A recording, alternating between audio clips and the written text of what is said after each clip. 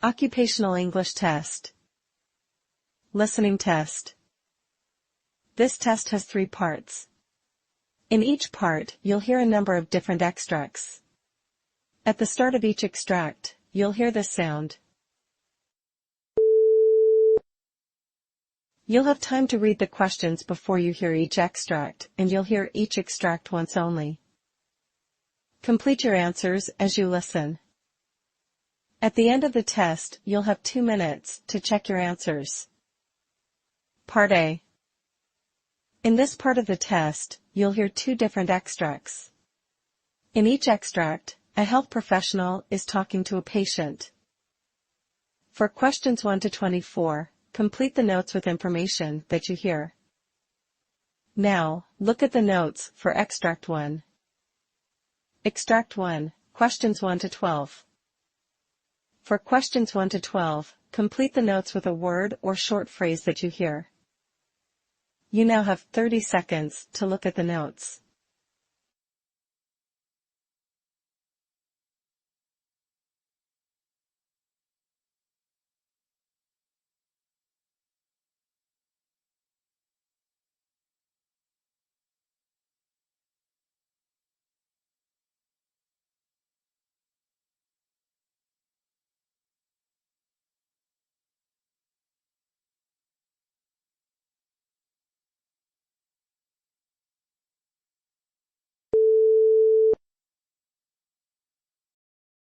Doctor, I've been having these occasional chest pains that seem to come out of nowhere.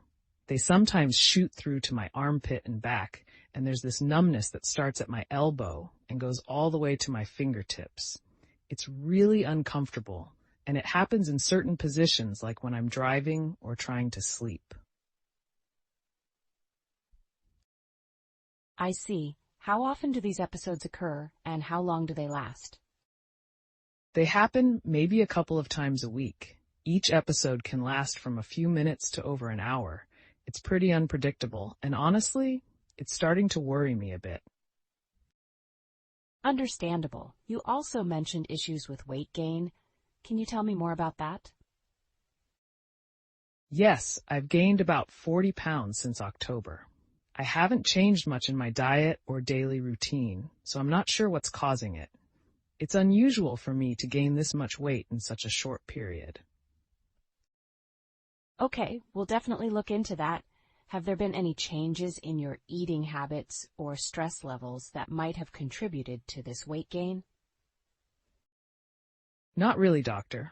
My job has the usual stresses, but nothing extraordinary, and my eating habits are pretty much the same. And how about the respiratory issues you mentioned? You said there's been an improvement? Yes, I've always had difficulty breathing through my nose, but it's been better since I was treated for a severe sinus infection recently. The antibiotics helped a lot, although they did cause some diarrhea. I'm glad to hear the treatment helped with your sinus issues. How long did the diarrhea last?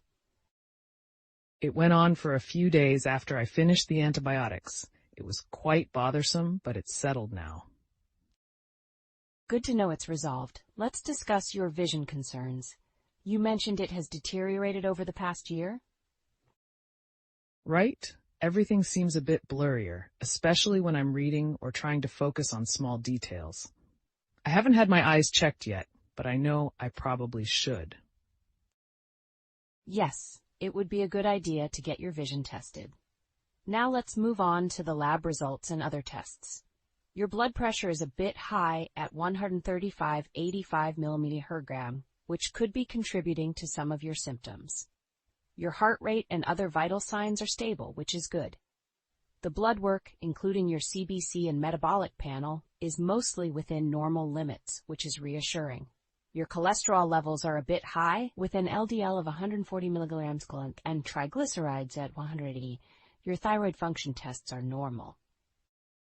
So what do you think is going on with the chest pain and the weight gain?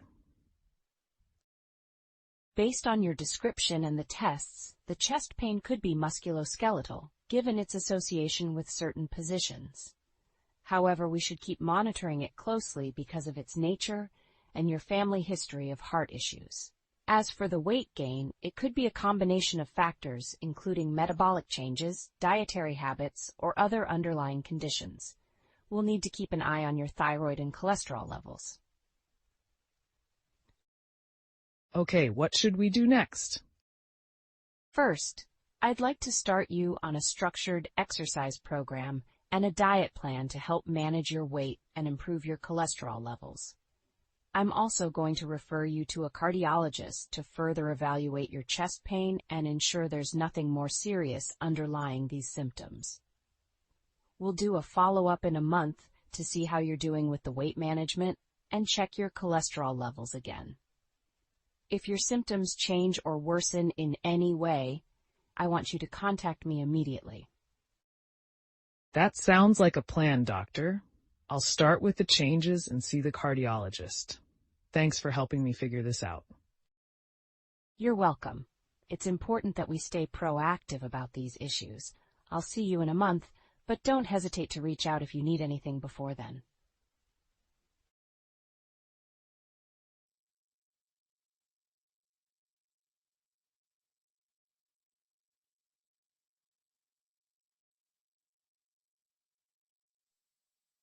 Extract 2, questions 13 to 24. For questions 13 to 24, complete the notes with a word or short phrase that you hear. You now have 30 seconds to look at the notes.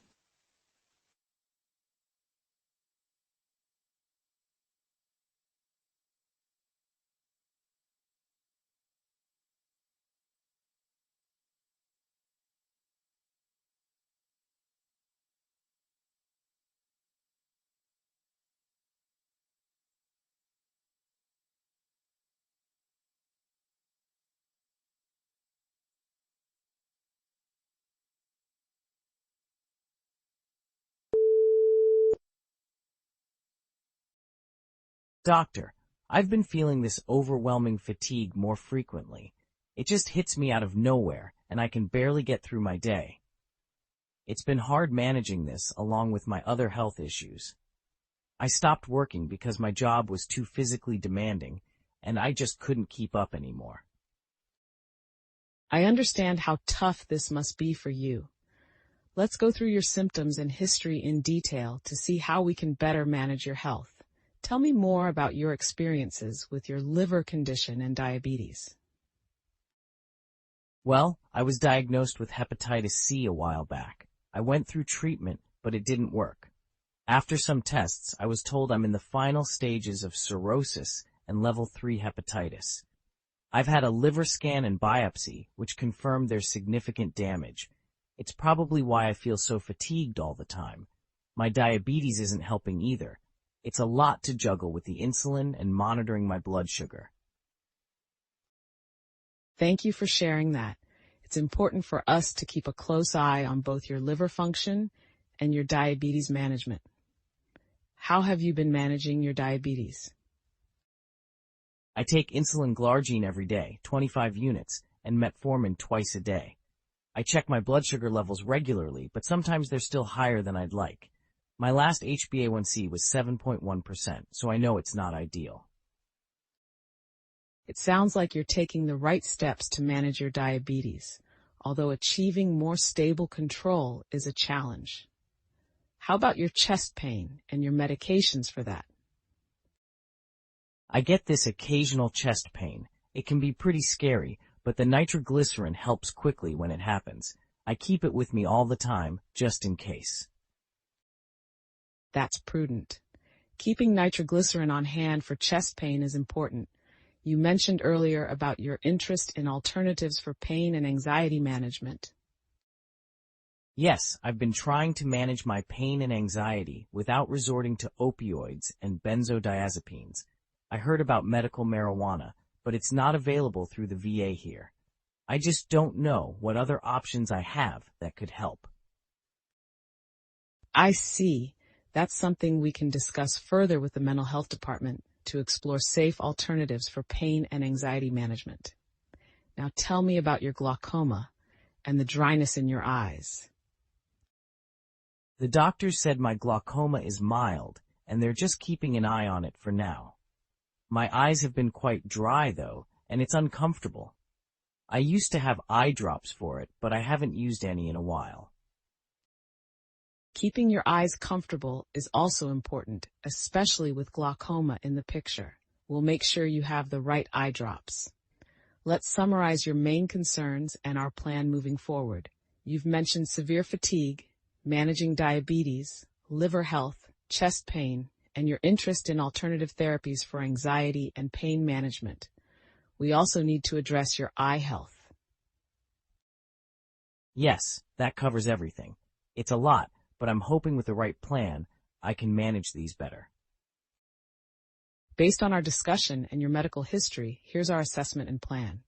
Your ALT is 88 U and AST is 93 U, both elevated, which is indicative of ongoing liver inflammation. Your albumin is low at 3.2 g/L and bilirubin is elevated at 1.8 mg/dL. These results confirm significant liver impairment. Your serum creatinine is at 1.4 mg/dL and EGFR is 55 ml and 1.3 ml², indicating mild kidney impairment, likely exacerbated by your diabetes. Your fasting glucose and HbA1c levels show less optimal control.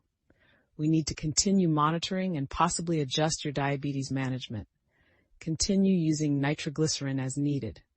We should also consider a cardiac evaluation to rule out any underlying heart conditions given your liver disease and diabetes. We'll refer you to our mental health department to explore non-opioid alternatives for managing your pain and anxiety. I will prescribe new eye drops for dryness and schedule a follow-up with the ophthalmologist to monitor your glaucoma. Thank you, doctor. It's a relief to have a clear plan. I appreciate you taking the time to go through everything with me. You're welcome. It's important that we tackle each of these issues step by step. We'll continue to monitor your health closely and adjust the plan as needed. Make sure to keep all your appointments and reach out if there are any changes or new concerns. Will do. Thanks again for helping me sort this out.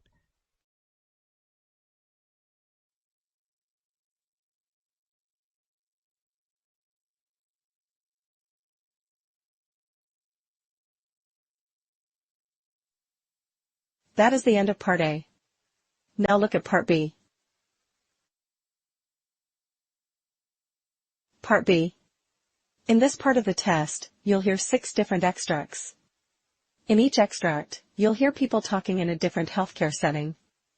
For questions 25 to 30, choose the answer A, B, or C, which fits best according to what you hear.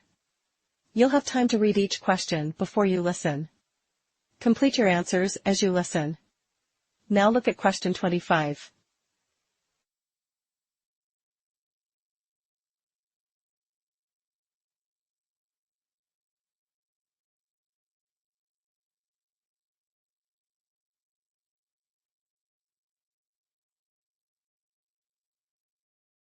Based on your medical history and the symptoms you're currently experiencing, I recommend considering this procedure. It has a high success rate and could significantly improve your quality of life. What are the risks involved with the procedure? Like any surgical procedure, there are potential risks such as infection, bleeding, or an adverse reaction to anesthesia. However, these are relatively rare. We take all necessary precautions to minimize these risks. How long is the recovery period? Most patients return to normal activities within a few weeks, but complete recovery can vary. You'll need to follow up regularly so we can monitor your progress. Do you think the benefits outweigh the risks for me? Given your condition, I believe the benefits do indeed outweigh the risks. We'll ensure that you receive comprehensive care throughout the process.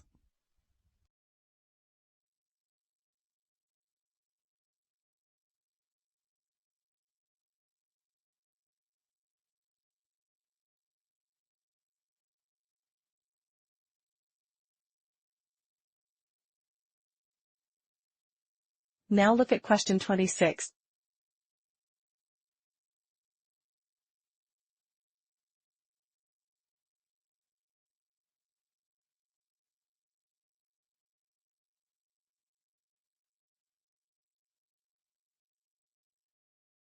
Good morning, everyone.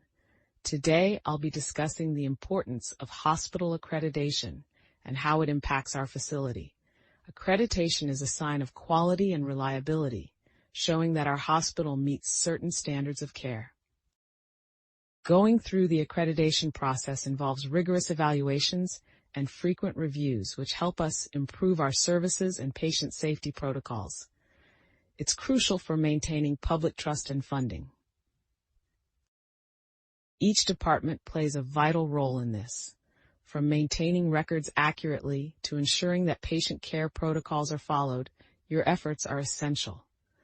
Compliance will help us continue to provide excellent care and improve patient outcomes.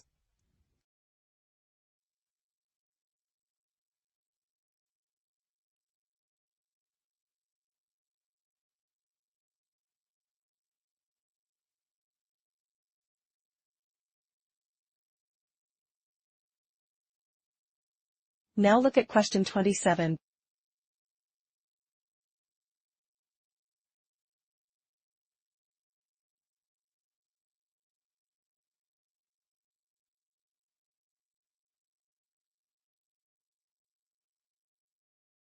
I've noticed you've been skipping meals and losing weight rapidly. Can we talk about what's going on? I just don't feel like eating. I don't like how I look, and I think I should lose more weight. I understand you're feeling this way, but not eating can harm your body in many ways. Anorexia is a serious condition, and it's important to address it with proper nutrition and support. I don't know if I can change how I feel. It's okay to feel overwhelmed, but you're not alone. We can work on this together with our nutrition and psychological teams. Your health is our top priority.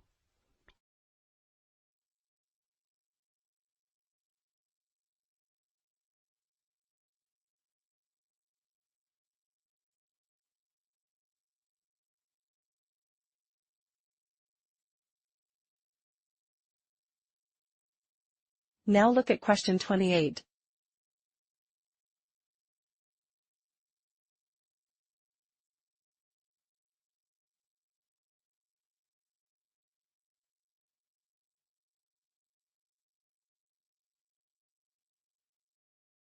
Today, we'll explore the ethical considerations we face in our nursing practice.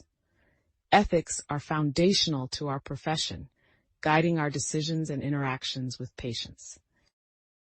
Consider scenarios like patient confidentiality, informed consent, and end-of-life care. Each situation requires us to balance respect for patient autonomy with our professional duty to provide the best care possible. It's also essential to foster a culture where ethical dilemmas can be discussed openly and without fear of judgment. This transparency helps us maintain integrity and trust, both within our team and with our patients.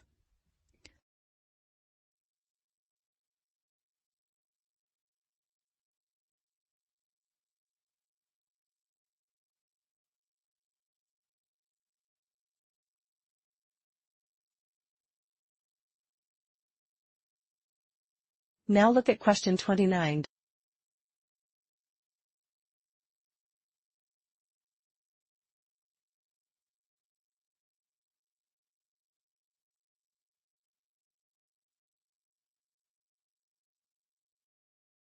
I see you've been prescribed a new medication. It's crucial to take it as directed to manage your condition effectively. Are there any concerns you have about following the treatment plan? I'm worried about the side effects and the cost of the medication. Let's address these concerns. We can explore side effect management and check if there are generic alternatives or patient assistance programs available to help with the cost. What if I forget to take it? There are several strategies we can use to help you remember. For example, setting reminders on your phone or using a pill organizer. It's all about finding what works best for you.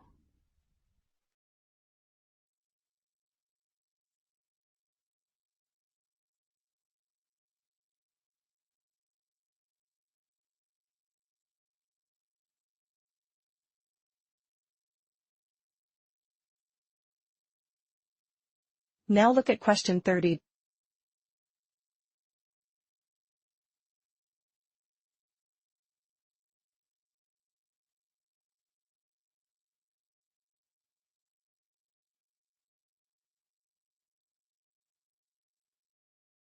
Welcome to the training session. Today, we're introducing a new piece of medical equipment that will enhance patient care. Let's begin with the basics of operation. First, ensure that the device is properly charged or plugged in. Here's the power button. Once turned on, the main screen will display several options. Let's go over each function and its use. Safety is paramount. Always double-check the settings before use and follow the cleaning and maintenance protocols to keep the equipment in good condition. Now let's practice with some hands-on demonstrations. Please feel free to ask questions as we go along.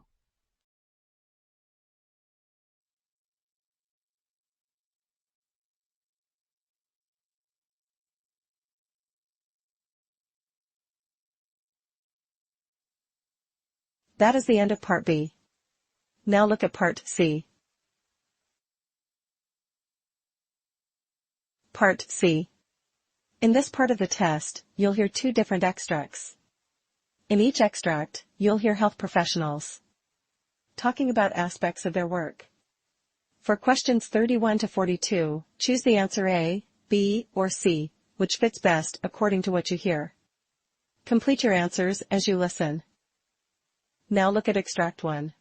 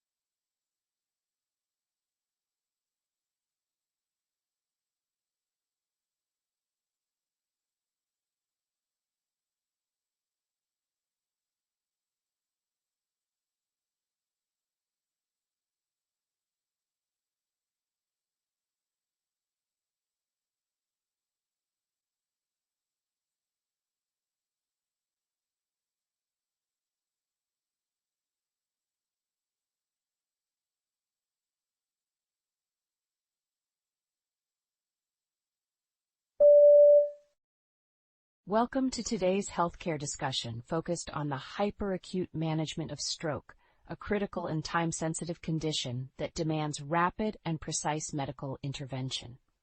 I'm Dr. Emily Thompson, and joining me today is Dr. John Carter, a renowned consultant in stroke medicine. Dr. Carter, it's great to have you here to share your expertise. Thank you, Dr. Thompson. It's crucial to discuss these developments, especially with the rapid advances in stroke treatment that can significantly impact patient outcomes. Indeed. Let's begin by exploring a recent case that highlights the critical nature of time in stroke management. Can you walk us through the details? Certainly. We recently treated a patient, let's call her Sarah, a 50-year-old woman who was brought to the emergency room after experiencing sudden right-sided weakness and difficulty speaking. Sarah's symptoms started abruptly while she was at work, and thanks to her colleagues' quick response in recognizing the signs of a stroke, she was brought to our hospital within 30 minutes. That immediate recognition and response is vital. What was the initial step in her management? Upon arrival, Sarah was quickly assessed using the NIH stroke scale, which confirmed a significant stroke with a score indicating severe impairment. We performed a CT scan and a CT angiogram, which showed a large vessel occlusion in her left middle cerebral artery an area that affects a large portion of the brain responsible for motor function and speech. With such a diagnosis, time is certainly of the essence. What treatment options were pursued? Sarah was a prime candidate for mechanical thrombectomy, which is particularly effective for large vessel occlusions like hers. This procedure involves threading a catheter through the vascular system to capture and remove the clot. Fortunately, we have integrated rapid response protocols that allow us to perform thrombectomies quickly. In Sarah's case, we were able to remove the clot and restore blood flow within 45 minutes of her arrival at the hospital. Impressive turnaround. How significant is the timing of such interventions in terms of outcomes? Extremely significant. The brain loses approximately 1.9 million neurons each minute during a stroke, so every second counts. Our ability to rapidly restore blood flow helps minimize brain damage and improve recovery prospects. For Sarah, this quick intervention meant that she could regain most of her functions, significantly enhancing her quality of life post-stroke. That's a compelling example of why time is brain is more than just a catchphrase in stroke care. Moving beyond acute management, could you discuss the importance of early recognition and the role of the community in improving stroke outcomes? Absolutely. Community education is key. Everyone should know the FAST acronym: face drooping, arm weakness, speech difficulties, time to call emergency services. Early recognition and action can dramatically alter the course of recovery. Public health campaigns and community training can empower individuals to act swiftly and decisively, much like Sarah's colleagues did. Shifting focus a bit, let's talk about the role of technology in advancing stroke care. How do you see new technologies shaping the future? Technology is pivotal. Advances in imaging techniques, such as perfusion CT scans and MRI, allow us to assess the extent of brain damage and viability of brain tissue more accurately. This guides our treatment decisions, particularly in determining the suitability of patients for procedures like thrombectomy beyond traditional time windows. Artificial intelligence is also starting to play a role, correct? Yes, AI is transforming stroke care by enhancing diagnostic accuracy, predicting stroke risk, and personalizing treatment plans. For example, AI algorithms can analyze imaging in real time, helping to identify subtle signs of early stroke that might be missed by the human eye. As we look towards these advancements, what should healthcare professionals focus on to ensure they remain at the forefront of stroke treatment? Continuous education is crucial. As new treatments and technologies emerge, staying informed and skilled in the latest protocols is essential. Additionally, fostering interdisciplinary collaboration will enhance the integration of these advancements into clinical practice, ultimately improving patient care and outcomes.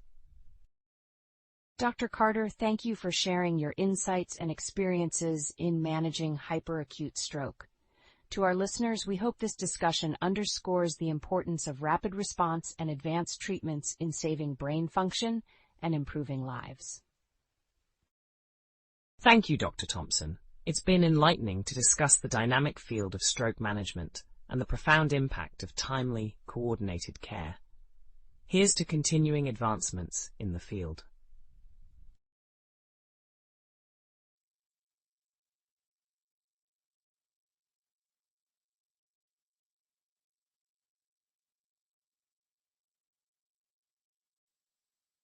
Now look at Extract 2. Extract 2, questions 37 to 42. You now have 90 seconds to read questions 37 to 42.